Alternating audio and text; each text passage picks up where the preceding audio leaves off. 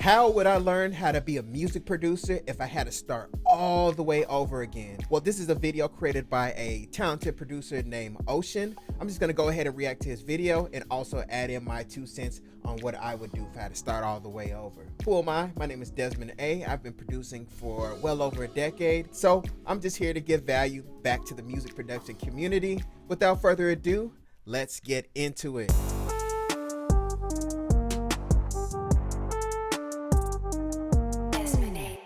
So with just a laptop and a DAW, you can truly create a masterpiece. Learning how to produce music is one of the best things you can do. It's personally changed my life beyond what I could have imagined, from working with big artists to huge brands. And if I could go back in time and start again from the beginning, this is exactly what I would do. So I'm going to break this video down into 3 sections. We're going to start with the mindset, talk about the music, of course, and then we're going to talk about the networking/branding. The first thing I want to talk about is mindset. So when we think about some of the best producers of all time, such as Timbaland, Dr. Dre, what makes them special? Of course, it's the music, but it's actually much more than that. They have a certain style, a flair, a taste to their music. Back in the day, Timbaland's beats sounded different to other producers' beats at the same time. He was taking sounds that wasn't really used in hip hop and making it work, like taking Bollywood sounds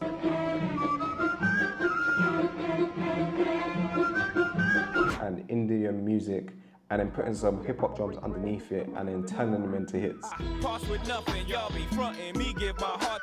was something different and it really stood out. That's a great point Ocean touched on as far as some of our favorite music producers really having their own unique style and flair. They have something about them that just jumps out and makes us so addicted to their style that it's something new, it's something refreshing, but at the same time, it's familiar enough to us that we actually gravitate towards it. As music producers, as you're out there crafting your sound and figuring out your lane in the music production field, don't be afraid to experiment. Don't be afraid to try new things out the box.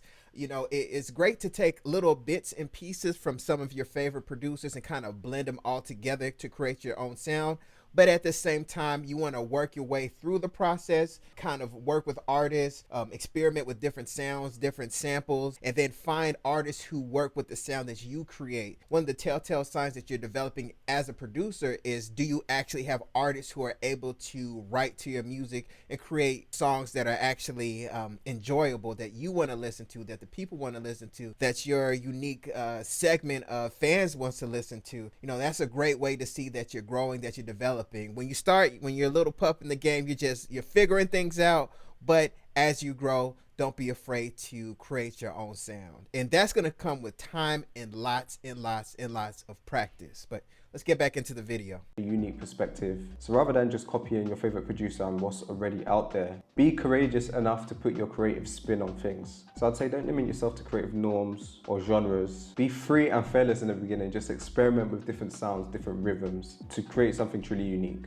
Of course, there's some rules in music, but really rules are meant to be broken and there's really no rules. However, all this wouldn't matter if you don't get step 2 right, which is having patience. Look, I'm not gonna lie, it does take time to develop. Rome wasn't built in a day, neither was good beats. I'm personally 8 years into my beat making journey, yet I still approach it as if I'm a beginner, because realistically, there's always something new to learn. It's definitely gonna take some time for you to just hone your skills in and find your sound. And honestly, there's just no substitute for that. When it comes to music production, you definitely cannot skip steps. It's essentially like learning a martial art or, you know, bodybuilding. You can't skip steps. You have to work through the highs and the lows. You have to make beats that at one point in your career you feel like this is the greatest thing in the world, and then in the future when you listen back to your beats you're like, well, I really thought that was good. I had that happen to me personally multiple times. I created a beat and I was like, man, this is the best thing ever,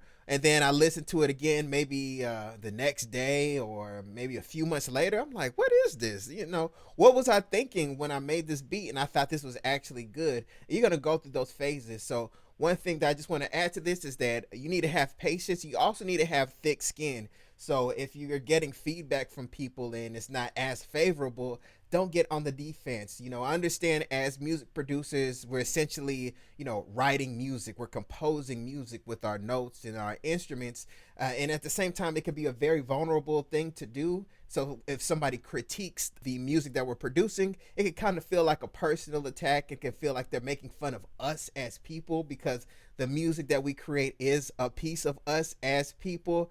But over time, I did develop that thicker skin. I admit, I was sensitive. Like, you don't know what you're talking about. But, you have to kill your ego. This is about creating music. This is about an art form. And we need to recognize that there are people out there who have more developed ears than us, who have more developed taste than us, who are looking at us as younger or newer versions of themselves that they can kind of lace with game, that they can kind of polish and, sharpen your sword, so to speak. So you need to have patience, keep practicing, keep practicing, keep practicing. But at the same time, if you do get feedback from a bigger producer that you do respect, that this is coming from a sincere place, they're not like hating low key, listen, kill the ego. This is about making great, timeless music. Don't get in your feelings. I know it's hard. Trust me, I know it's hard. But I'm telling you, you're gonna get better in the long run. I mean, it's kind of like, once again, getting into martial arts.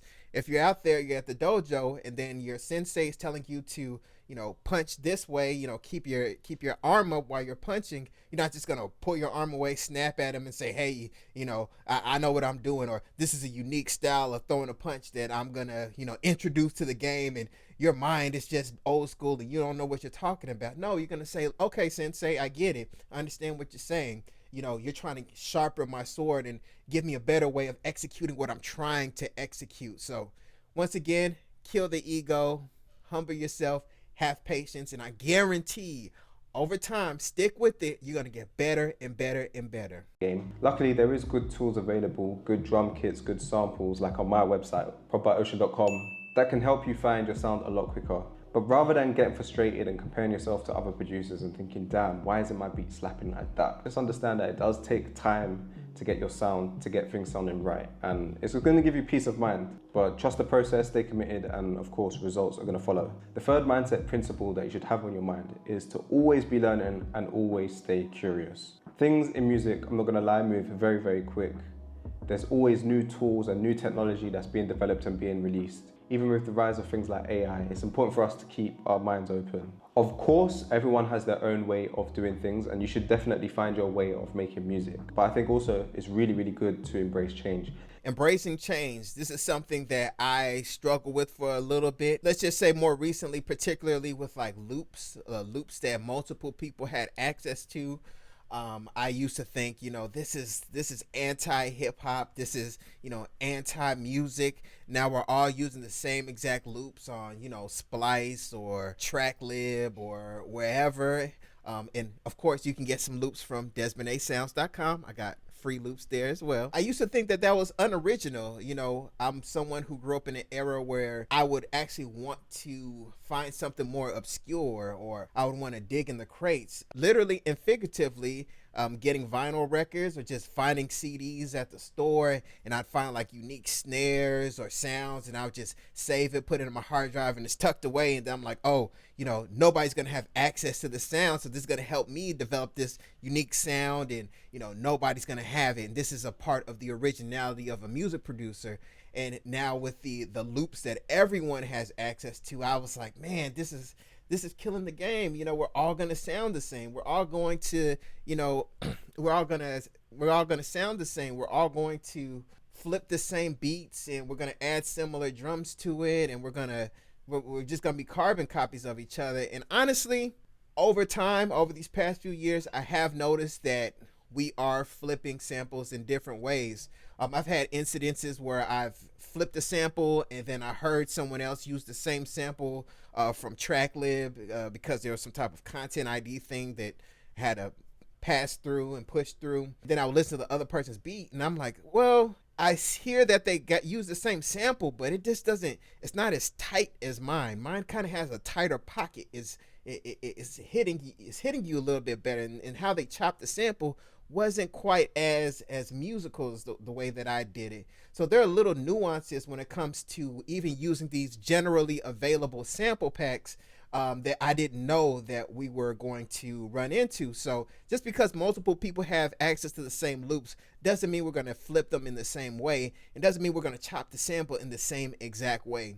You know, that's something that's a resistance to change, like Ocean mentioned there a moment ago, that I had most recently, that over time I've slowly let go of that. Like, hey, you know, we can all have access to the same loops. The question is, who's going to make the better sounding beat? What style of beat are you going to come up with? And at the same time, what type of song is going to be created from that beat? So there's multiple layers of using the same loop that's not going to prohibit us from being original, which I thought it was going to be, which was kind of a closed-minded stance that I had to break through, and here I am. You can of course get some free loops. Also, I have loop makers on my Discord, so get on Discord, go to Desmond A Sounds on Discord. You can find loop makers there. This stuff sounds really good, whole lot of variety. Sometimes I'll take like a soulful loop from there and then make it Afrobeat. You know what I'm saying? So there's so many different directions we can go into that, hey, my mind is no longer closed. So let's get right back into the video. So it's really, really good to embrace change. Think about this, 20, 30 years ago, producers were making beats on hardware, physical equipment.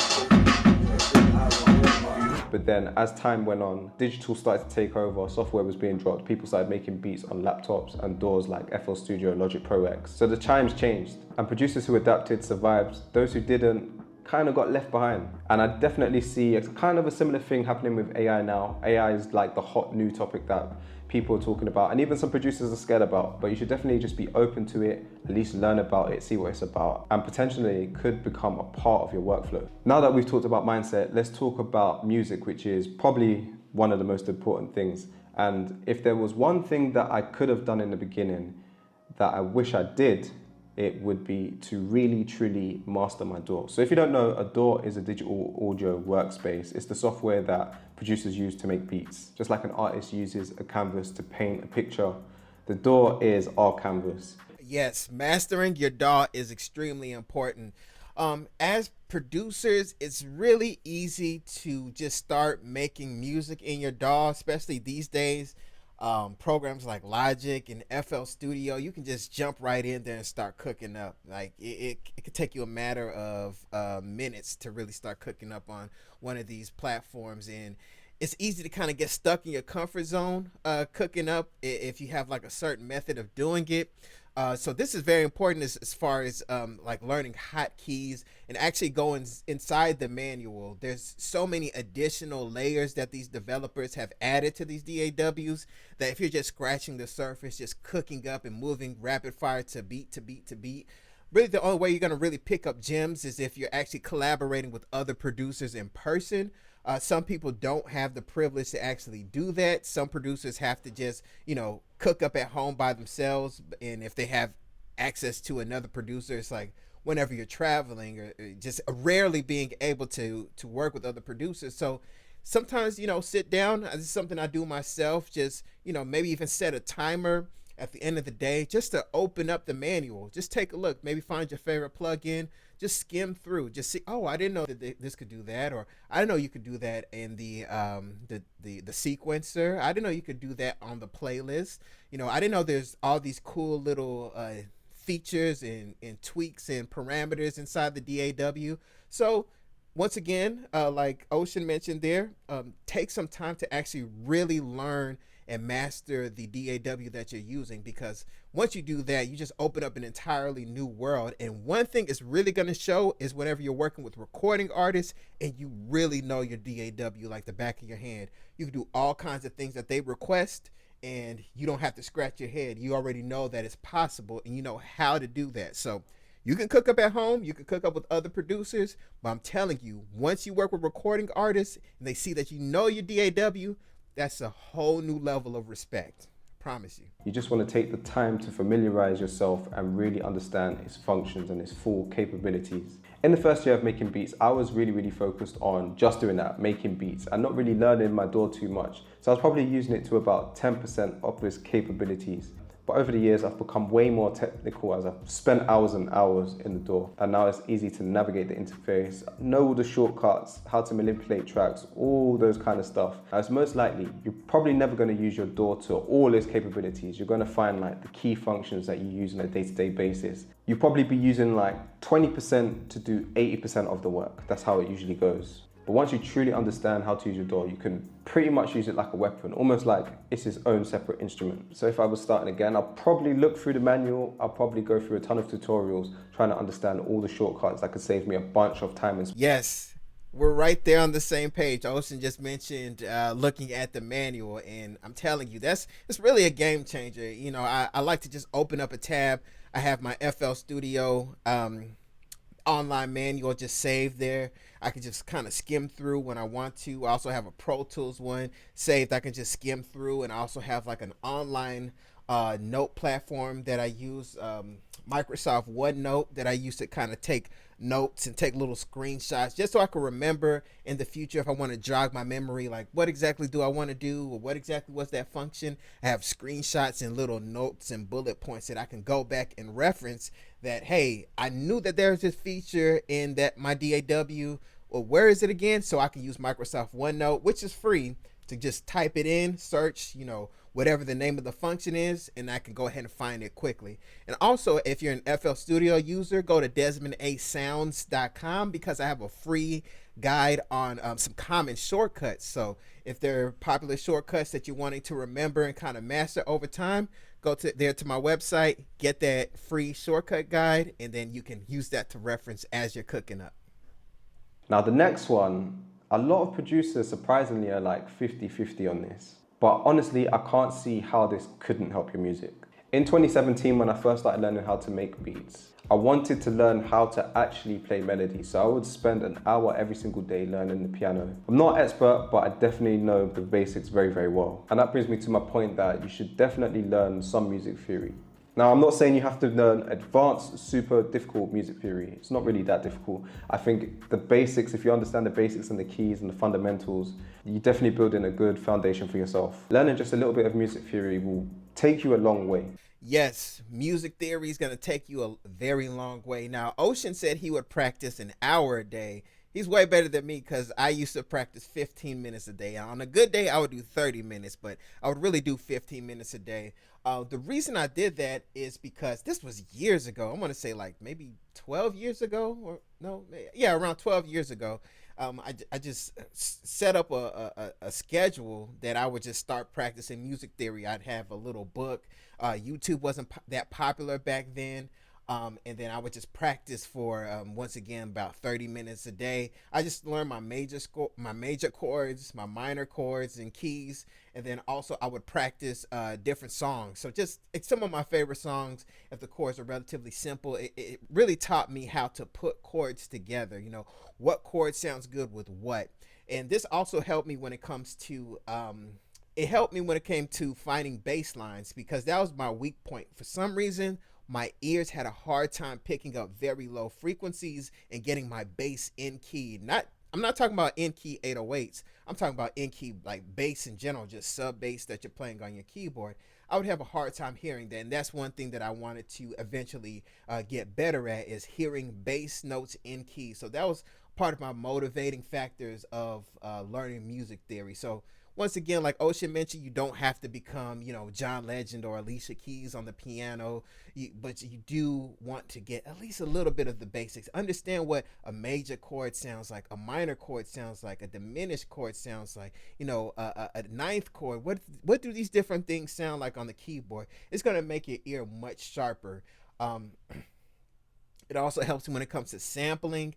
I understand when certain chords flow with different chords. If I can hear another piece of a sample at another part of the song, and this other piece at the beginning of the song, and I'm listening to the bass line and how the things are flowing, and will these pieces come together and flow well once I put them together in the DAW, and I can hear things much more clearly. So on the surface, it might sound like, I could just kind of play in the piano roll. I don't really have to know all that. Technology's become so, sharp and advanced. I don't have to know music theory. But there are going to be instances, especially if you want to work with recording artists, that you're going to need to have your ears kind of tuned in. And I can honestly say, learning a little bit of music theory just made my ears sharper. I can pick up when things are in key and out of key. If the pitch is a little bit off, or do I need to change the pitch of the kick? Do I need to change the pitch of the snare? All these things became much sharper once I did learn a little bit of music theory. So once again, just kind of section a little bit of time in your day, learn a little bit of music theory, and that's gonna go a very long way. I'm telling you, this is gonna push you.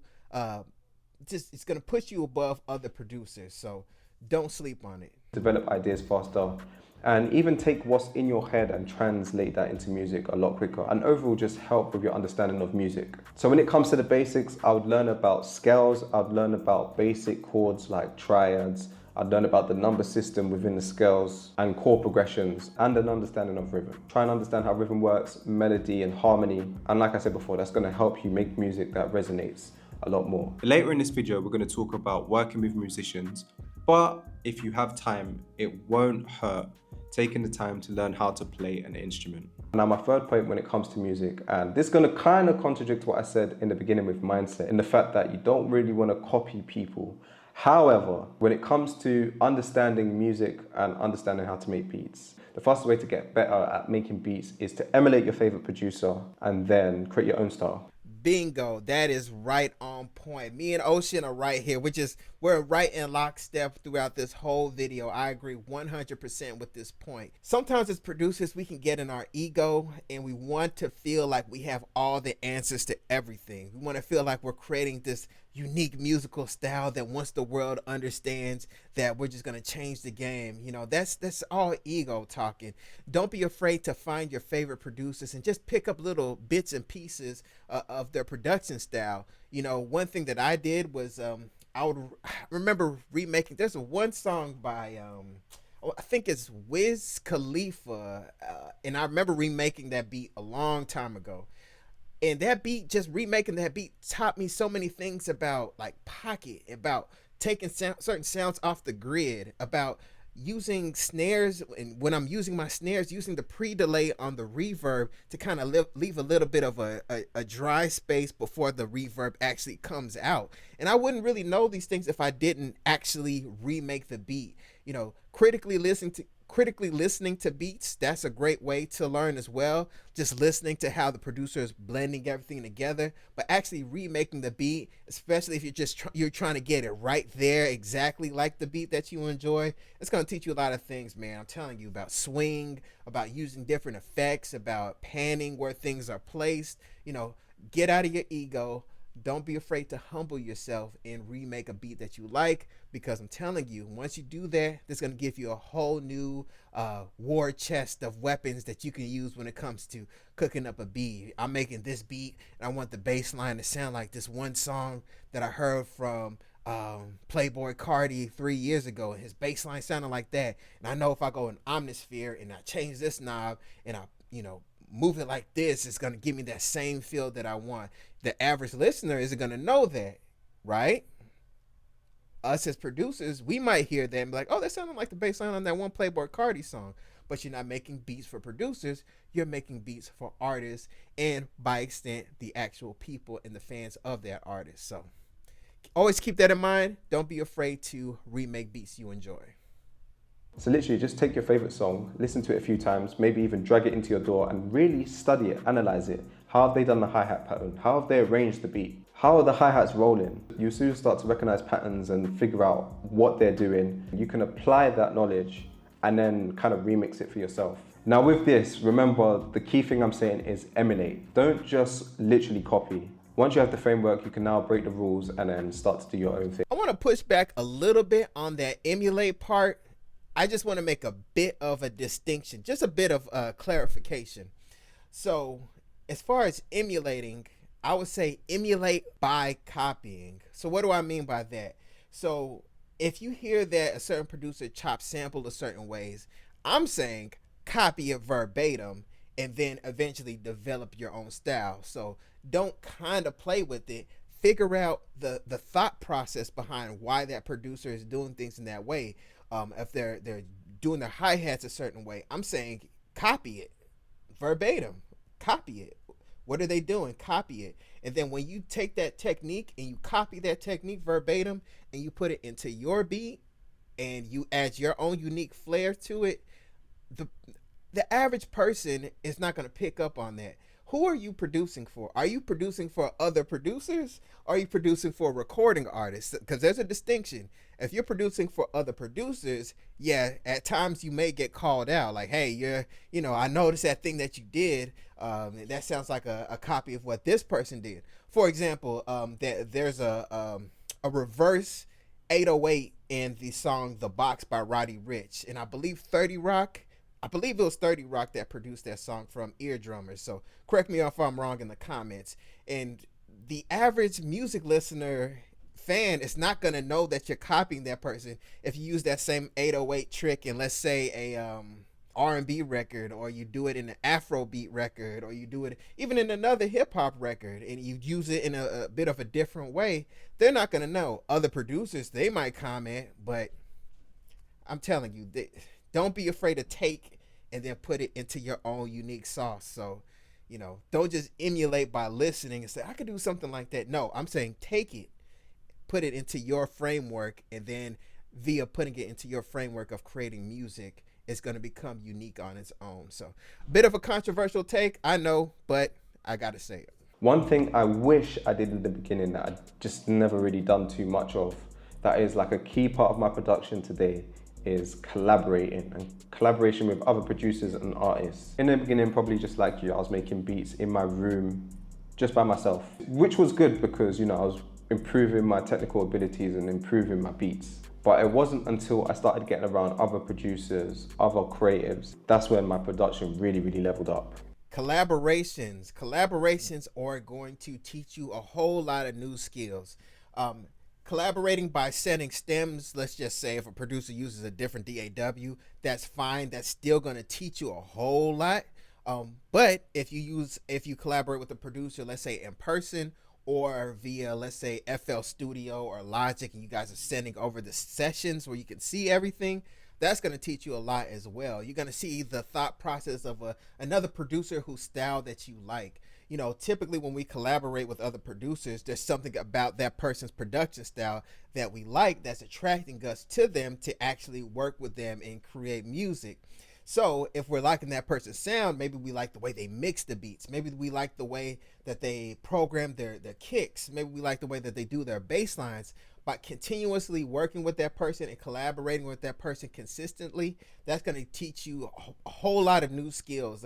I've collaborated with multiple producers, and I'm telling you, every time I've collaborated with a producer, I've learned something new. I've heard something like, wow, I had this idea, then you took this idea and took it in a whole different direction. And I can hear why you did that. I wouldn't have even thought to take the song in that direction. Or maybe they changed the tempo, maybe they changed the key, and maybe they added whole new drums. I'm telling you, that's a great way to grow as a producer. So producers, especially if you just started, work on your craft, keep practicing. But once you get to that level where you're starting to get attention, especially artists, hit you up and they want to use your beats. People make fun of rappers for commenting on YouTube type beats, asking for beats and not really being serious about it. But if they're actually asking for the beat, then that's telling you something. Your music is resonating with a certain segment of people who actually want to create music to something that you've made in usually your bedroom on your laptop. So that's not something to overlook. Don't just write that off as, somebody wants something for free. Take that as a signal. I'm doing something that's working. Artists are resonating with it. Maybe I should actually kind of step out there and start networking with other producers, cooking up and collaborating with them. And fortunately, we have platforms like BeatStars where you can, split things down the middle and everything is transparent. So if there's a sale, everything goes to both producers equally. And, we're learning, we're making money together, and we're sharing our network together. So it's a win-win situation. You're learning, you're making money, and you're building your network. So always reach out there for collaborators, and hey, you never know what you can come up with. It really is quite a collaborative process. So definitely work with other musicians, work with producers, work with artists. When you do this, ideas come to life that maybe you probably wouldn't have thought of alone, because you just don't have that taste that the other person has, or you don't think the same way they do when it comes to creation. Not only that, but you can learn so much just by sitting down and watching another producer get to work. You can get like a little insight into their process and the way they think. Maybe even pick up a little tip or a little trick. So many times I thought, okay, I know Logic Pro X like the back of my hand. Then I'll get around another Logic Pro X user, and then they'll do just one quick little shortcut, and I'll be like, damn, I've never used that shortcut before. And now that's just another thing in my tool bag. Not only that, but also if you're collaborating with other people, then you're also tapping into their network too. For example, if I'm making a beat and I'm making a beat with another producer, I can send it out to my rappers that I work with, they can send it out to their rappers that they work with, and more opportunities can come that way. Which leads me to my next point. What does producers like Metro Boomin, Tay Keith, Wheezy have in common? They worked very closely with an artist to help build their sound. So when you're working with artists, it usually pushes you as a producer, because you go from just making the beat to now making songs. And that's like a whole new skill set in itself. Yes, transitioning from making beats to making entire songs is a whole new process. This is not something that I really understood fully until I actually moved to Atlanta and I started working in Pro Tools and recording different artists.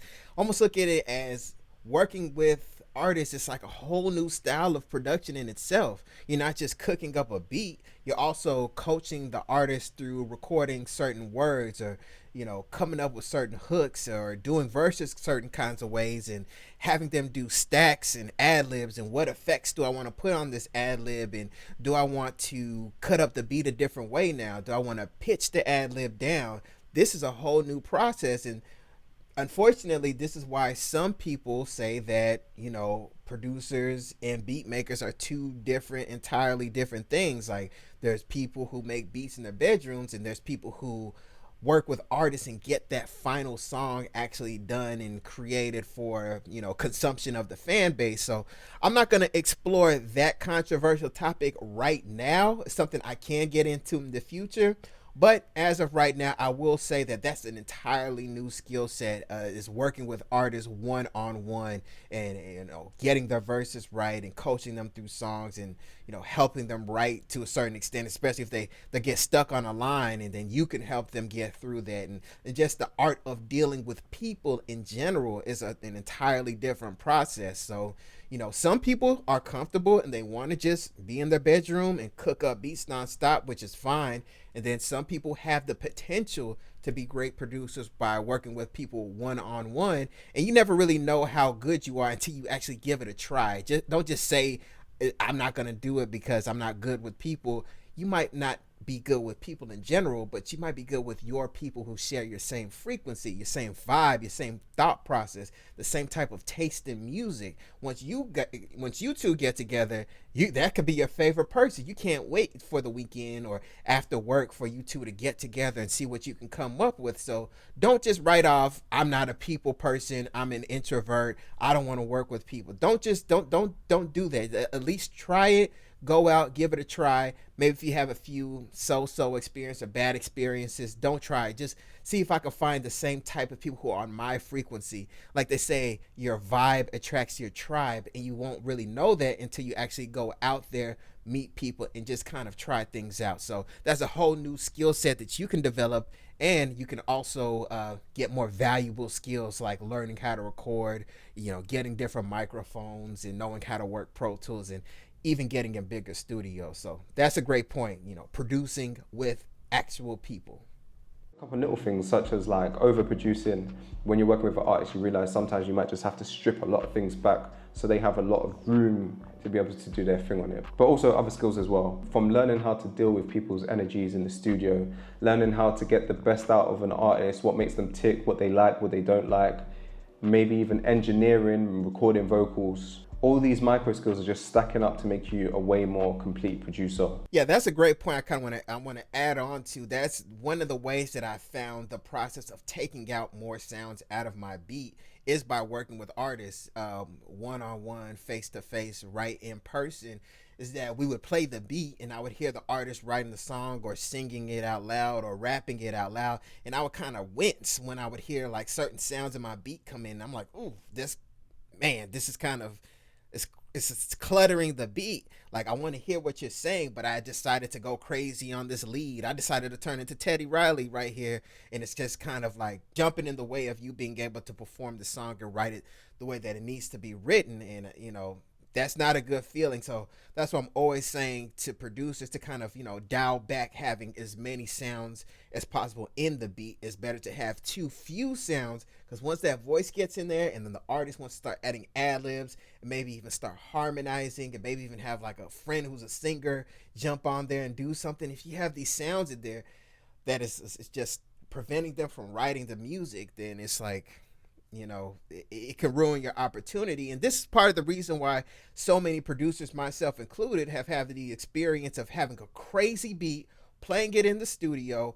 Artists just kind of like, yeah, that's cool, but what else you got? And then you play a beat that's like not even finished, literally not finished at all. And they're like, oh, load that up. Like, I'm ready to record. I've had that experience. I've seen various interviews of other producers having that experience. And part of the reason is that it's more of a blank canvas. They have so much room to create whatever song that they want. And then if you want to add extra drums or flip things in a different way, you can do that later. But they need to have that ability to write a song on your beat. So always remember that. And that's a part of the process of being a producer who's actually working with an artist in person, one-on-one.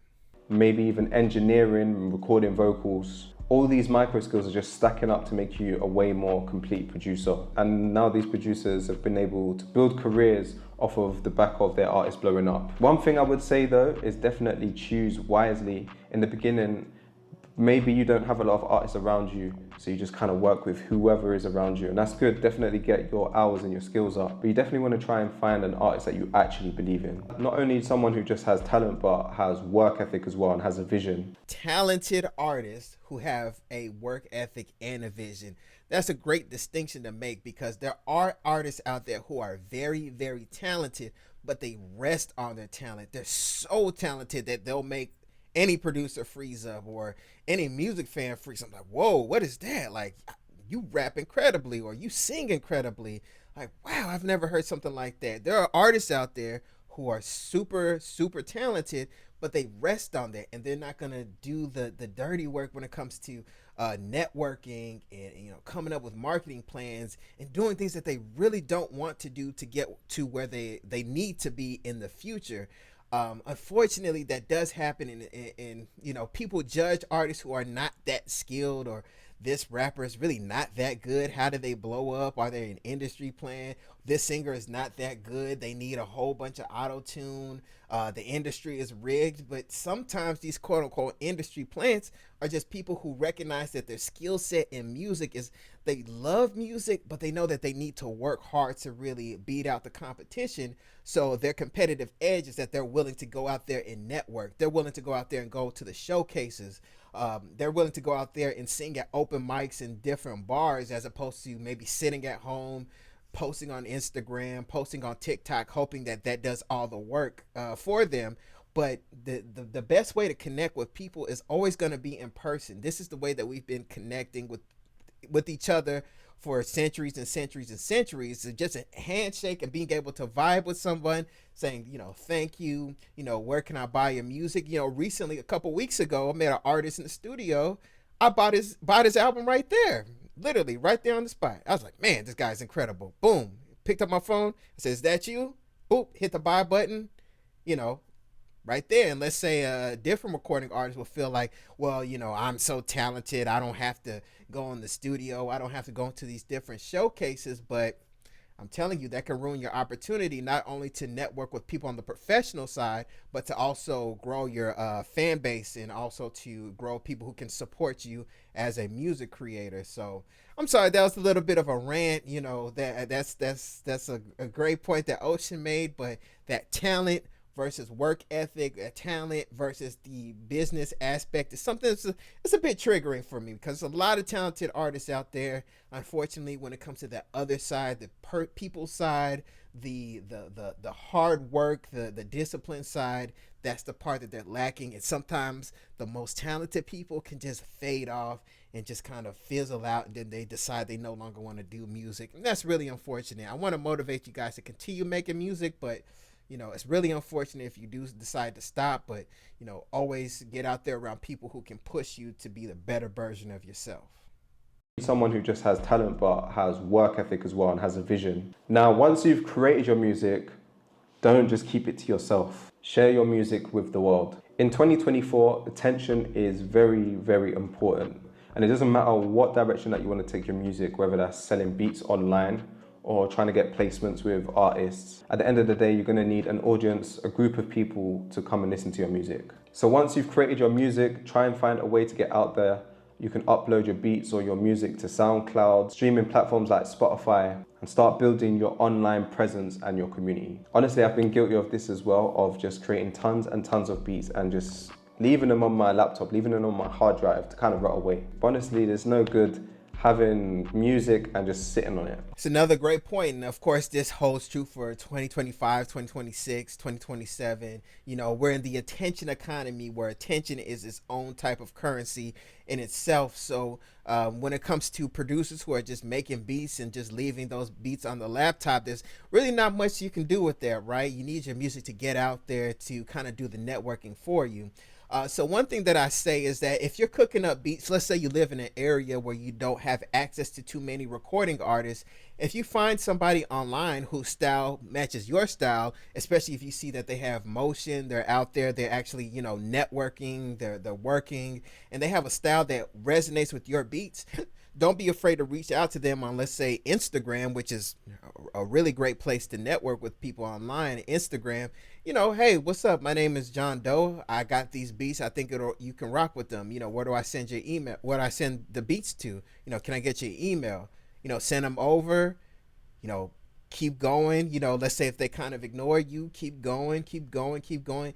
You have to be persistent because there's so much going on these days. People on TikTok, YouTube, real life is going on. You never know what kind of mood they were in when they actually played the music. Sometimes they can even revisit the music, in the future and realize that they can actually come up with something. So don't be afraid to use the internet to actually develop relationships. And that's much better than just having them sit on your laptop. So, they may not have the money to pay you for the beats right up front, but just make sure you have your track out file saved somewhere, maybe even on a cloud where, so it doesn't crash, your hard drive doesn't crash, you can't have access to your track out files. Make sure you have access to those. So if you keep sending the beats over to the person, and once again, you see that they're out there doing shows, there's people who are out there who are actually serious about building their fan base, then at that point, don't be afraid to give out those beats for free, consistently. You're giving out free things to get the payment later down the road. Man, you never know what could happen. It's just one little thing, one repost can get that person taken off. And then before you know it, hey, now you have the opportunity to actually get money on the back end of the songs that they've maybe released from your beats that you did for free. You didn't charge them up front. They're more so using their money for, let's say, Facebook ads or YouTube ads or doing shows, and maybe they're comfortable with their cousin doing their beats, or they're getting beats for free on YouTube. They got their nephew doing their beats, their cousin doing their beats, then you doing their beats. So they're able to allocate those funds to something different as opposed to beats. And if you were looking for money up front, they might maybe lease one beat and kind of disappear. But the fact that you believe in them, they feel that you trust them with their beats, and they're people who are ethical and trustworthy, then they're gonna bring you along with them. It's kind of a running joke online that producers get messages from artists who say, when I blow up, you blow up, just send me a free beat. But that's more of a reactive approach as opposed to a proactive approach. So what do I mean by that? With this Instagram method that I'm kind of speaking about here, you're reaching out to them proactively, and you're looking and seeing that they're actually out there, they have motion, they're actually out there networking and building their base. So you're proactively going out there planting those seeds with these artists who fit your style. So this is an investment on a future that you can't see yet. So you kind of have to trust yourself. But once again, this is much better than letting those beats just sit there on your hard drive, rot, and then you're just hoping one day you run into Future, and then Future uses this one beat and you just take off. Don't do that. Spread yourself out there. Spread those seeds out there. You never know what type of, garden you can blossom in the future. A common thing I will hear is, well, I'm just not ready to put myself out there. I'm not ready to release. And I fully understand that. Once you feel confident in your levels and your ability and you've got an idea of what you want to do, then definitely go for it. But at the same time, sharing your musical journey is completely fine as well. If you go back to my earliest videos on this channel from 2017 and you take a listen, you're going to see that the quality just wasn't there.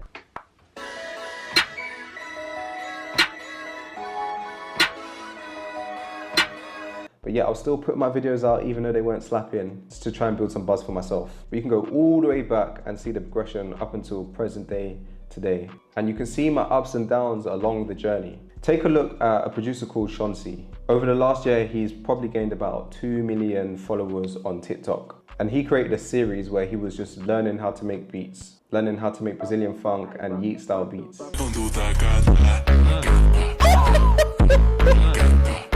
Through that series, he's been able to build himself a platform, taking himself from a beginner to now an expert, and now become iShowSpeed's main producer.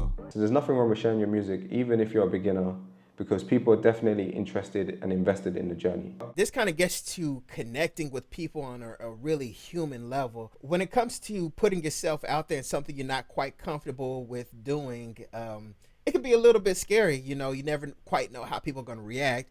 Are they going to leave you negative comments saying you suck? You need to throw things away. I remember years ago when we only had message boards, I still remember this comment, unfortunately. Somebody said, hey, I think you should try something else. Music isn't your thing.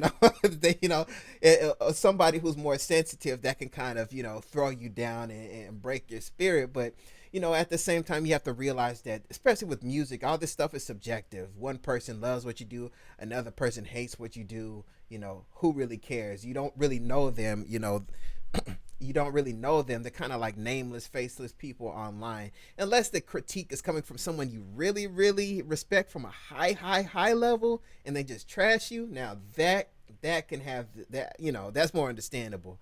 Just a nameless, faceless person with an avatar with nothing on it, or like an animated picture on there, just you take that with a grain of salt. That's just somebody talking just to talk. So don't be afraid to put yourself out there, open yourself up for critique. You see me here, I'm creating content nonstop. I have a million shorts. I keep creating these long form videos, or I keep creating these videos.